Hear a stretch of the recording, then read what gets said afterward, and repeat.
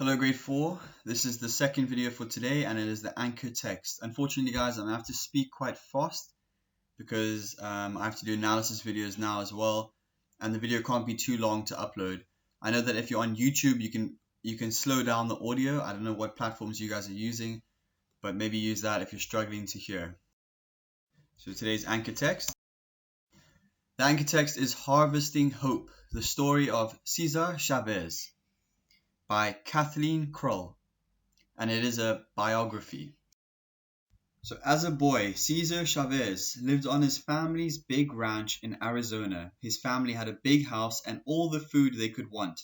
Cesar loved to play with his cousins and his brother Richard.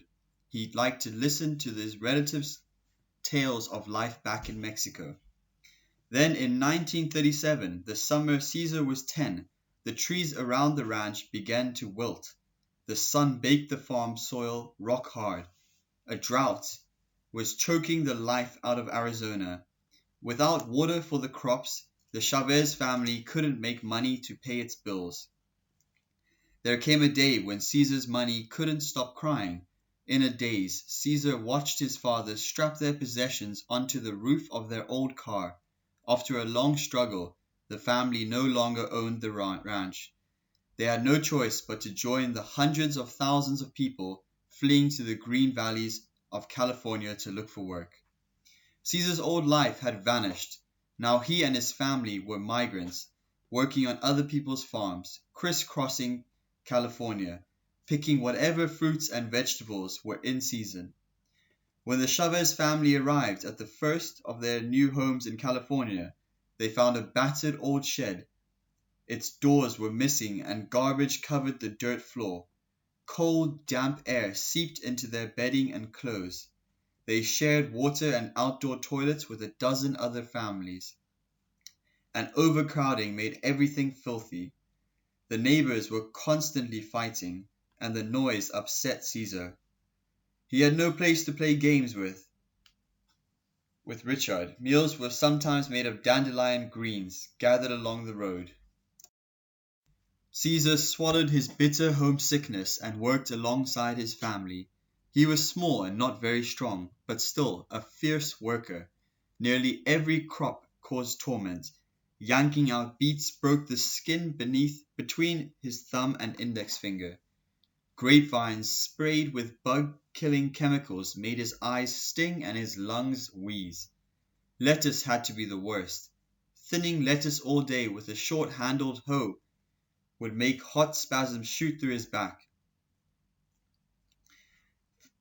Farm chores on someone else's farm instead of his own felt like a form of slavery.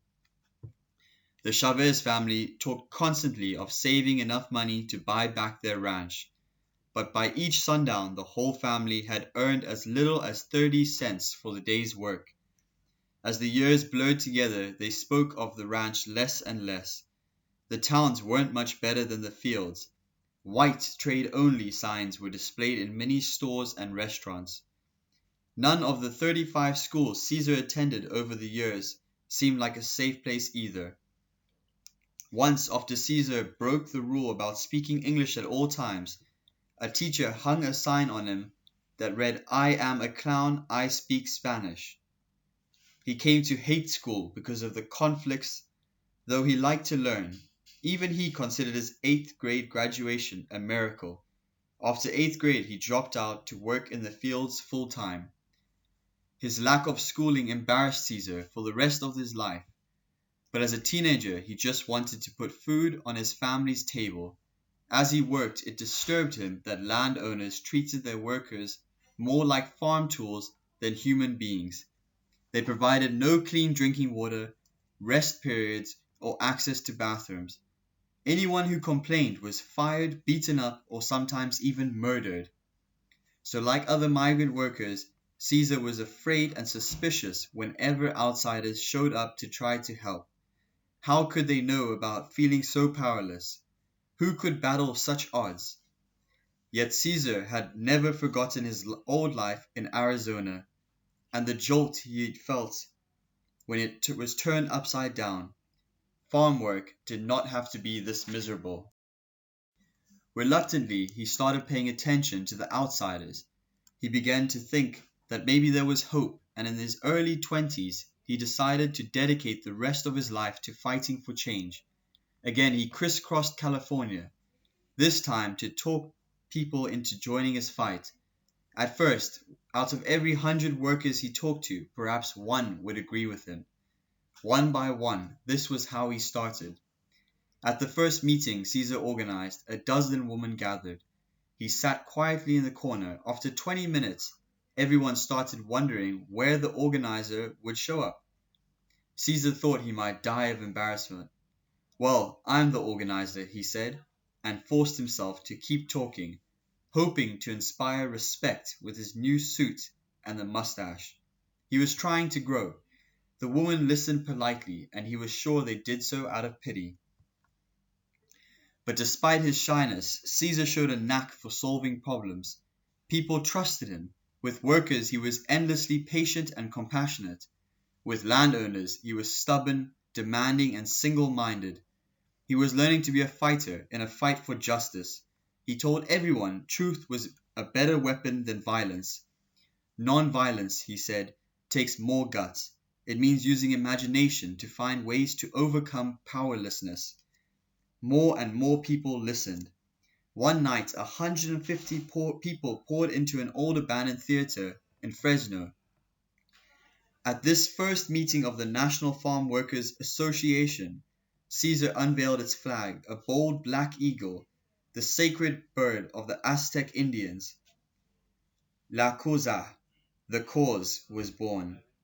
It was time to rebel, and the place was Delano.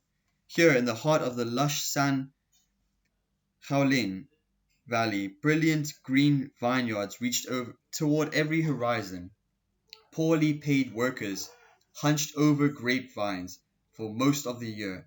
Then, in 1965, the vineyard owners cut their pay even further. Caesar chose to fight just one of the 40 landowners, hopeful that others would get the message. As plum grapes dropped, thousands of workers walked off that company's field in a strike. Or, huelga. Grapes, when ripe, do not last long. The company fought back with everything from punches to bullets. Caesar refused to respond with violence. Violence would only hurt La Cosa. Instead, he organized a march of more than 300 miles. He and his supporters would walk from Delano to the state capital in Sacramento to ask for the government's help. Caesar and 67 others started out one morning. Their first obstacle was the Delano police force. 30 of those whose members locked arms to prevent the group from crossing the street. After 3 hours of arguing in public, the chief of police backed down. Joyous marchers headed north under the sizzling sun. Their rallying cry was "Si si puda," or "Yes, it can be done."